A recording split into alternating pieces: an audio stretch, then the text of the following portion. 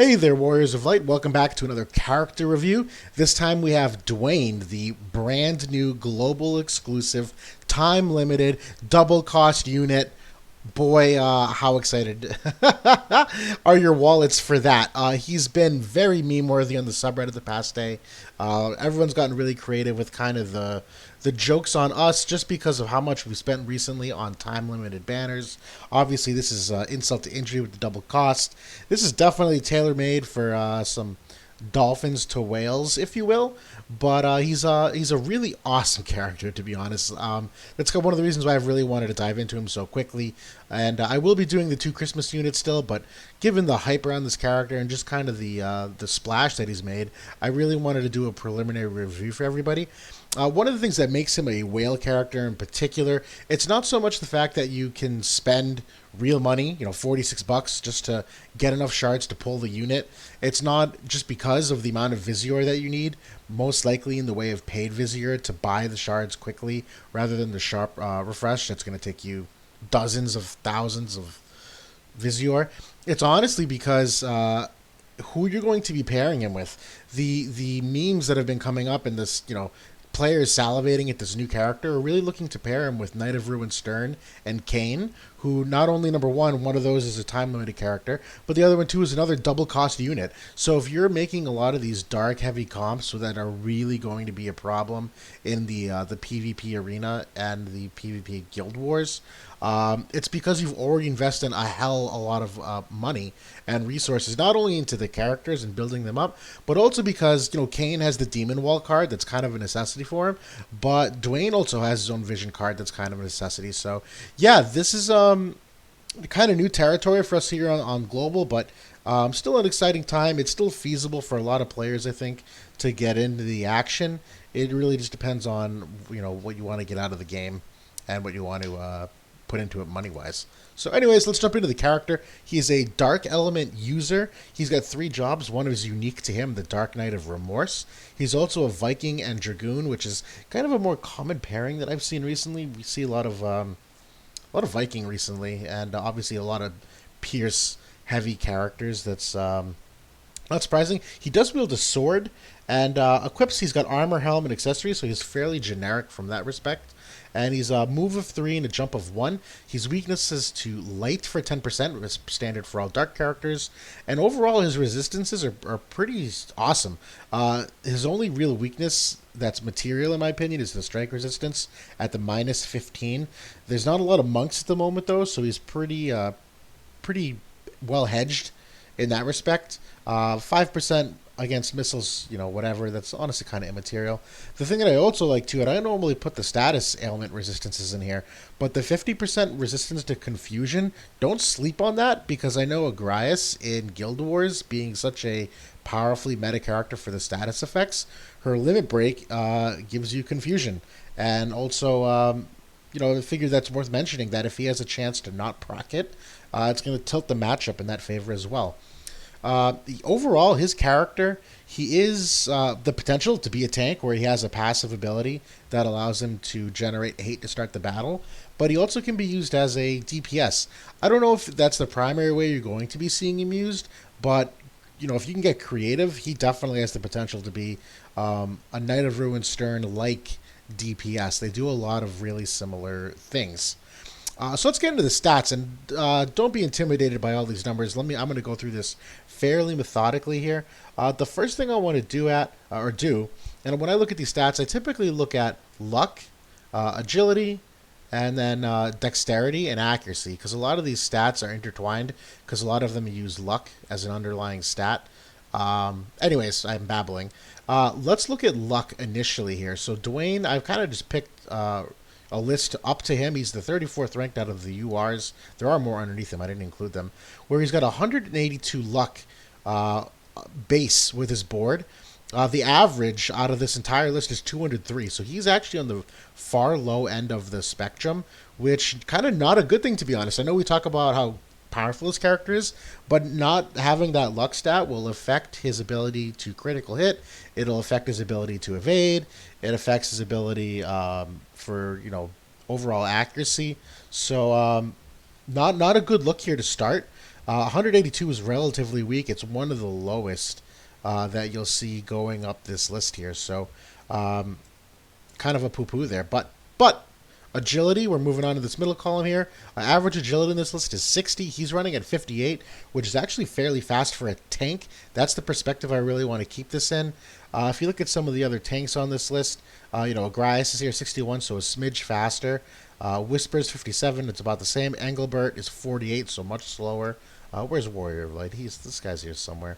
I think he's at 50. Yeah, 52. So overall, Duane is running decently on the agility spectrum, which to me has always been an important aspect of the tank, where obviously you want them to generate hate, but you also need to make sure that they can get enough turns to stay ahead of the battlefield and to maintain the hate by continuing to attack. So I'll get into that later. You'll see that as a common trend in a lot of these reviews, I'll emphasize agility because it does have a lot of impact on the AI in particular. That's really what it comes down to when we're talking about arena and PvP. Total evasion-wise, though, forget about it. This guy's not evading jack shit. He doesn't have any passives that increase his agility or his luck. So it's essentially his base. 111. The average on this list is 123, and even then, 123 is it's not even skewed down toward the median. Like the average is, how can I say this? The truly evade characters bring the average down. But yeah, Duane is not evading anything. Let's just leave it at that. So we'll move on here to accuracy. Dexterity-wise, he's actually sitting rather pretty.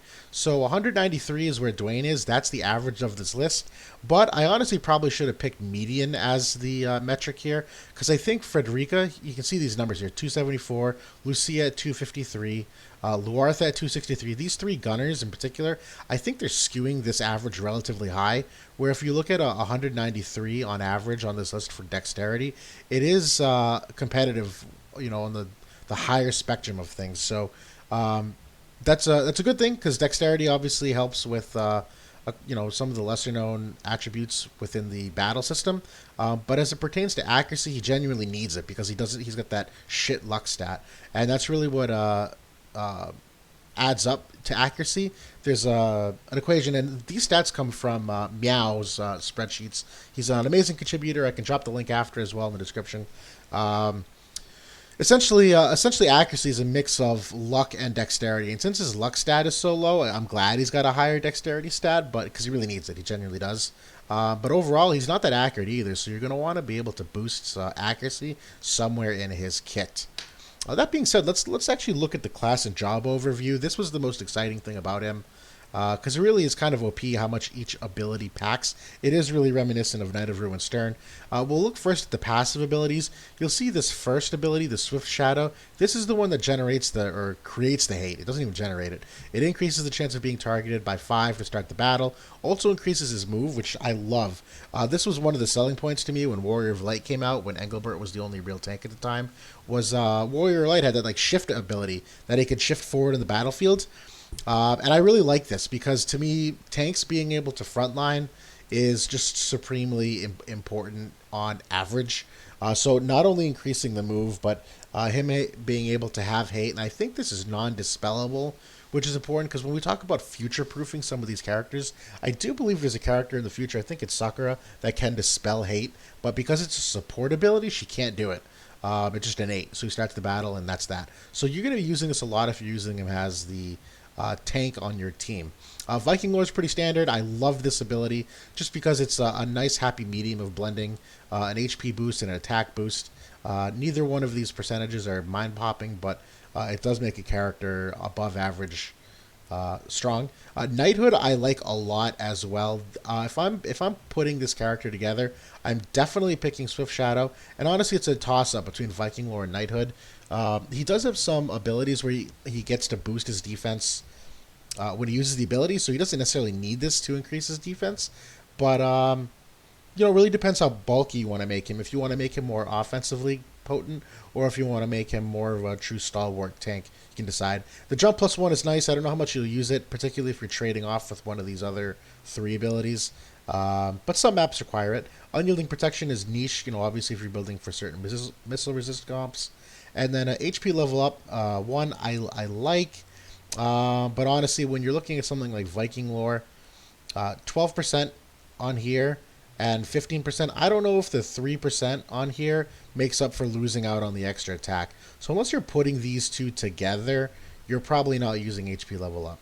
But these are a genuinely awesome set of support skills, given that you want to use him as a tank primarily. And even if you don't, if you end up using him as a pure DPS, he's still going to really shine because of these supports. The counter abilities, sorcery counter here is a chance to counter magical damage. Kind of interesting. I don't know many physical characters that have this in there. Fighting Spirit is not my favorite. I always hate this one because I don't like inflicting berserk. I hate that chance to proc. But Dragon's Blade is really where it's at, I think. The chance to counter all damage, it absorbs HP, which is pretty nice considering he also has a limit break that absorbs HP, so a couple different sources to do so. So yeah, good counter abilities. So let's get back into the main job here. This is really where he shines, and honestly, it's in these top 5 abilities. Rising Twilight is a decreased dark resistance for a target. It's cheap as hell, which is amazing. This is one of the primary reasons why you see people salivating at the idea of pairing him with dark heavy comps, because they're going to really thrive off of that dark debuff, and just for how cheap it is. Dark Mantle, this is the one I was talking about where it increases his defense, also increases SPR. Decreases light resistance. I don't know if it's a big deal. That's a nice trade-off, but this is a great way to bulk him up before the battle starts. 24 TP, so he's going to generate some AP off it as well. Darkness here, the chance to inflict disable. I love it. It's an AoE ability. Pretty standard for its potency as well as its cost.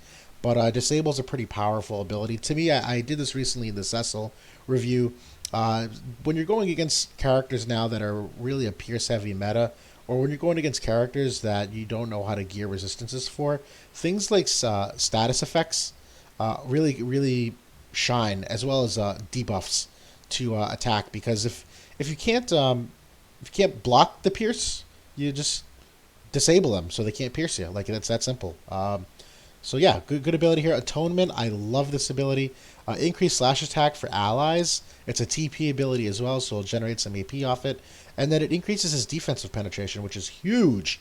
This is a really important ability for DPSs in the game at the moment. So the fact that a tank has this ability as well is really just an extra shining cherry on top. Magic Infuse, this is the one that really got a lot of people eye-popping. It's got an enormous range for an ability. It's potent as hell, 200%. Dispels auto revive for the target, which is extremely important.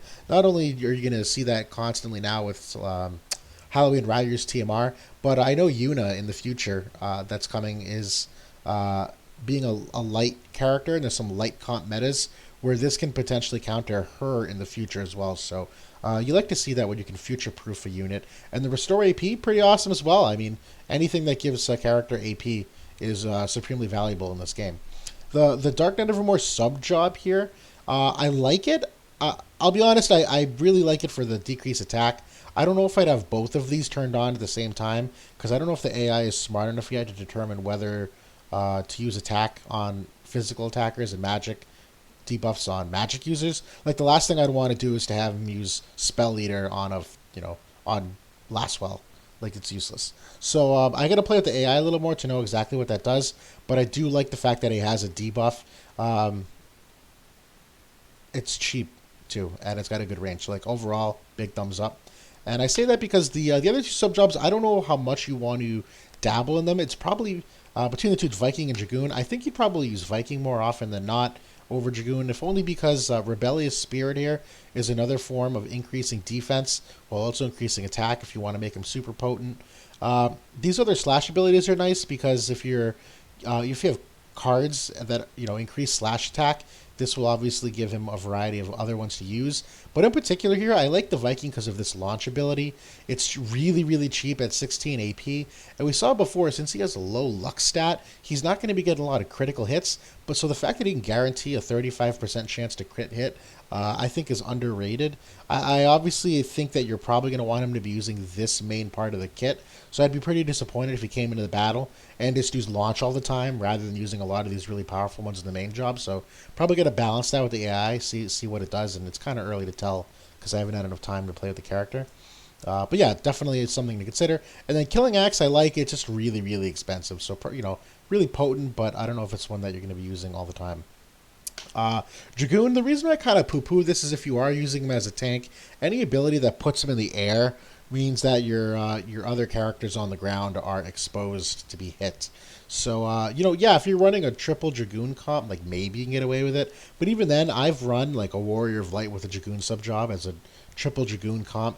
And even then, like Warrior of Light will be in the air and my guys get smacked the fuck up while he's flying around in the clouds. So here for Dragoon, if I were to enable this, it'd probably be just to get Dragon's Kin in there for the extra attack. I don't really know if he needs Dragoon Standard because he already has the extra move from his sub job if you're equipping it.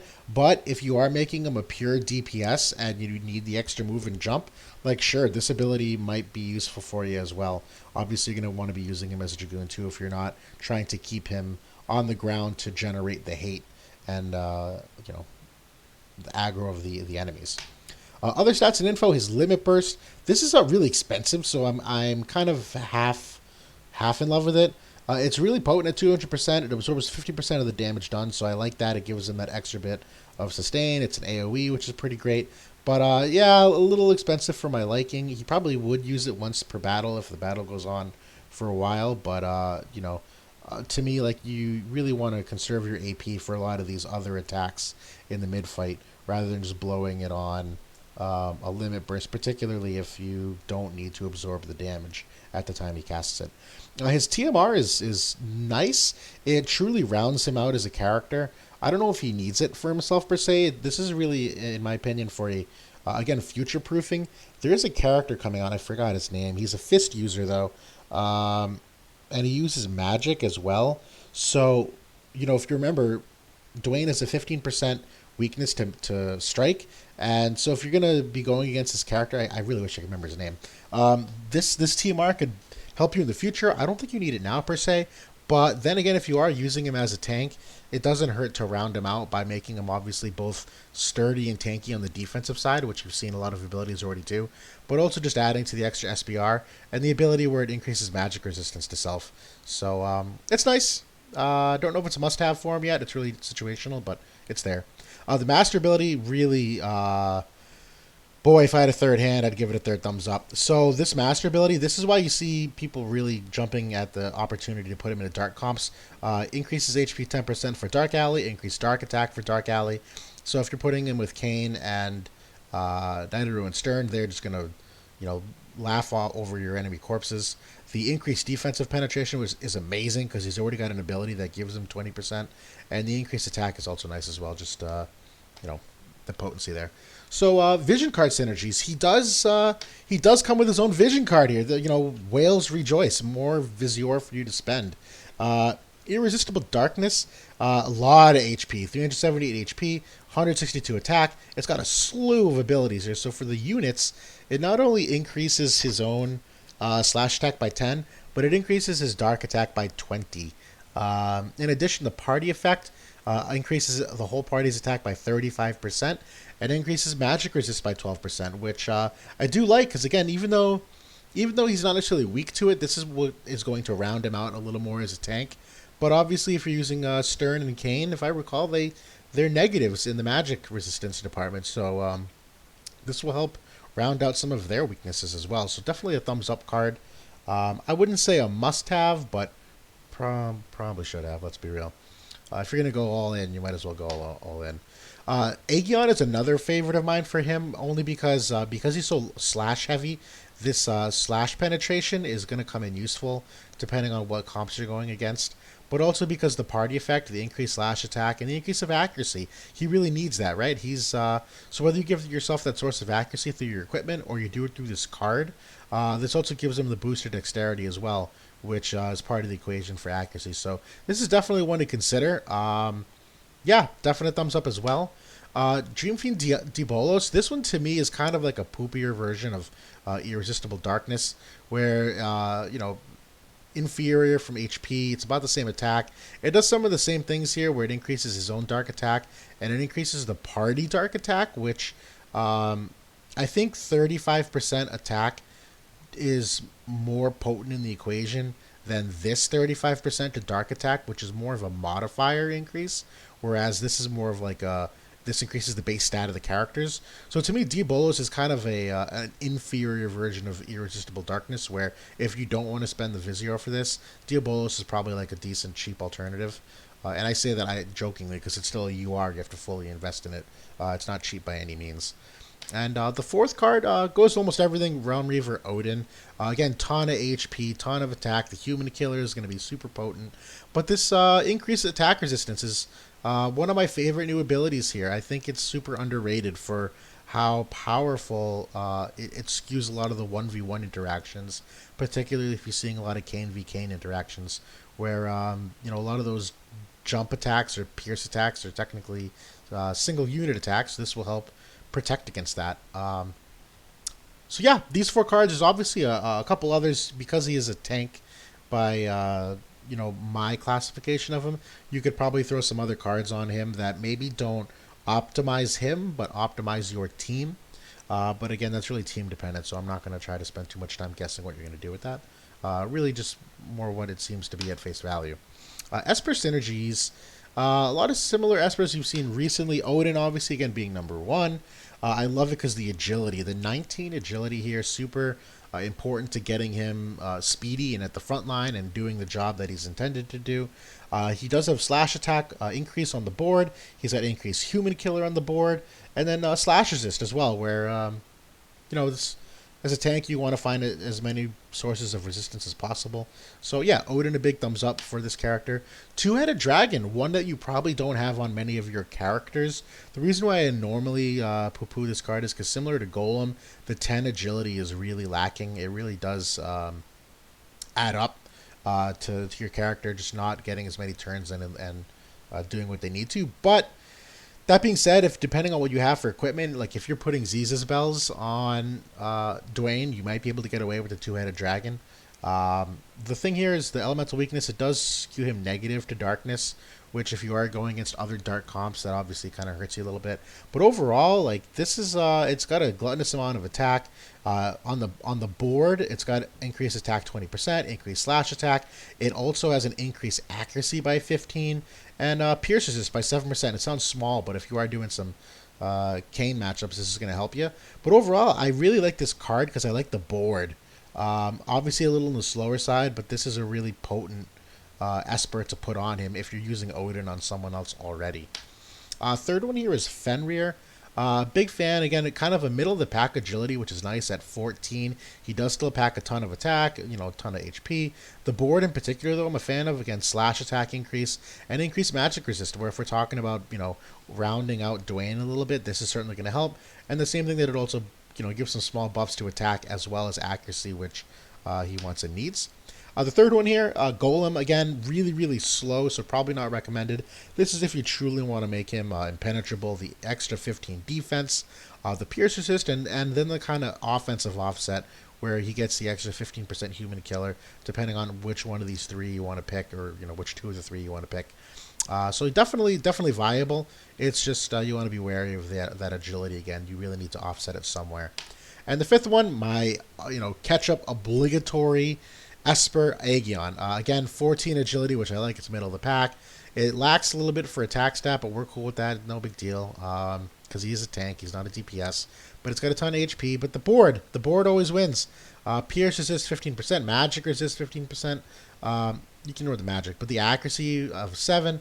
Luck and the dexterity are right competitive with the other ones. So he's not really hurting for stats per se. Yeah, thumbs up for Aegion as well. Let's get into the recommended equipment for this character. So sword-wise, kind of similar to your normal sword users. This is a definite plus in my opinion. I'm probably saying this is objectively the best sword for him because you need the 20 of accuracy. The other card is the Nagnarok plus 5 for assault. That 162 attack. We talked about this with the Cecil review the other day. Essentially, the difference between these two swords is that you're trading off 7% on the slash attack modifier for a boost to accuracy. Now, Cecil didn't need it, but Duane definitely does. So in my opinion, like if you have this sword, give him the Lazalia sword. He needs that accuracy bad, and it frees you up to be a little more liberal with what other equipment you put onto him, as well as espers and cards. For non-TMR equipment, I always say this as an honorable mention now, the Platinum Armor. It's really hard to get. It's in the manual PvP. But, if you can snag a Vital or a Shield, 20 defense with this amount of HP is really great. You could probably build this at a +0. So even though it's going to take you a while to grind the medals, the overall investment is probably not too crazy once you acquire it. But yeah, this is going to beef him up considerably. And, screw the evade. He's not evading jack crap anyway, so not really a huge demerit. Again, and then typical armors, same thing. You're going to see this most recently because we are a little limited for what you can use for armor. Armor of Light, I like, the magic resist again. It rounds him out as a tank. Got a decent amount of HP, 15 defense if you're building for the shield. Also could potentially round him out if you have the barrier, if you're going against magic comps. The Holy Knight shoulder plate also I like. Missile resist, obviously niche, so you could probably use a +0 if you really wanted. If you didn't want to invest that much into it. The -5 on evade, again, not a huge trade-off because he's not evading anything anyway. But really, this is kind of just superior to the Armor of Light, just statistically with the HP. And I guess it's about even because defense is just slightly lower. And then finally, accessory. Again, not many accessories that really thrive for him, but I always point out the Alexandrite ring in particular. Even if you can't +5 this because this is an expensive UR, if you did have just the aim version of it, if you weren't using the Lazalia sword, you could get the 20 accuracy here. Otherwise, hey, if you do have the crit version of this, and you can boost it up to like, +2, +4, +5 to get the accuracy as the secondary ability here, this still works really nicely on him, just because it also boosts the elemental resistance as well. That'll kind of chip 5%, which is cool. So getting to the TMR equipment, again, if you're using the Alexandrite ring, this is where this page you're going to be using the armors. I like the accursed armor here. Again, if you're using Knight of Ruin Stern, you're going to have this TMR already. Got a ton of HP, the defense, it boosts the crit, which he needs, and then the increased attack resistance for self. This is similar to the Odin card, where it buffs single unit attack, or it buffs your resistance to single unit attacks. There we go. So yeah, I like this a lot for that tank purpose. The second one here, White Wolf's armor. This is Glaciella's. Again, a lot of HP. I like that it has both defense and SPR. It does have accuracy as well, which is nice in case you're not getting accuracy from other sources. And then the skill's pretty great. Restore AP, which is awesome because he's got a lot of AP heavy skills. And then the increase to slash resistance also helps him from a tanking perspective, just to chip in for the average attack you're going to see on the battlefield. In terms of accessories, this is kind of a popular one that I throw in there for tanks, purely for the 5 agility. The SPR is also nice, where you've seen rounding him out for potential magic. He's probably not going to use his skill very often, if ever. This is genuinely just a TMR for the 5 agility. So this is the kind of thing where if you're running that golem or the 2-headed dragon, you're probably going to try to make up for it using a TMR accessory like this. Not mentioned on this slide, Orlando's as well. A good one for that same reason, where it's got a little bit of defense, but Orlando's has 5 agility on it. That's really why you'd want to use it. The zombie mask here, kind of a head scratcher potentially, because it's geared typically for mages, but it's got both accuracy and crit on it, which will help hit, round out some of his weakness. But it's really the revive to make him pure cancer, that if you have him on the battlefield and you happen to lose him early and he dies, auto revive, pretty great to have on a tank, so definite thumbs up. The third one you see pretty popular in my reviews, also the Oldoan Apron. I like it. Again, accuracy and crit from a stat perspective. AP auto restore is pretty awesome, and then even more defensive penetration added on here. So if you're trying to just obliterate enemy tanks or enemy units, which you are kind of starting to see a little bit. I know like Halloween Ryu is Agrias, Kane, kind of these like tankier DPS off tank characters. This defensive penetration is just going to make that null and void. So thumbs up there as well. And the obligatory illusory bell. What can I say? 8 defense, 7 agility here, which he's going to need as a tank. 14 accuracy, which is awesome, and the AP auto restore. You're probably going to put the illusory bell on someone like Knight of Ruin Stern or Kane if you're running them in your party instead. But depending on what kind of TMRs you have, this is definitely one to consider for Duane. He does benefit significantly from it. Not to mention the extra AP is obviously going to go a long way for him to just spam his main abilities and honestly get some of that extra use out of the limit break, which is kind of expensive. So yeah, Duane overall, I'm glad they released him. I'm glad he's got some future use where people have already predicted how he's going to counter Yuna when the Final Fantasy X banner comes, and he's not undefeatable because there is that unit I was talking about, the strike unit that's magic oriented.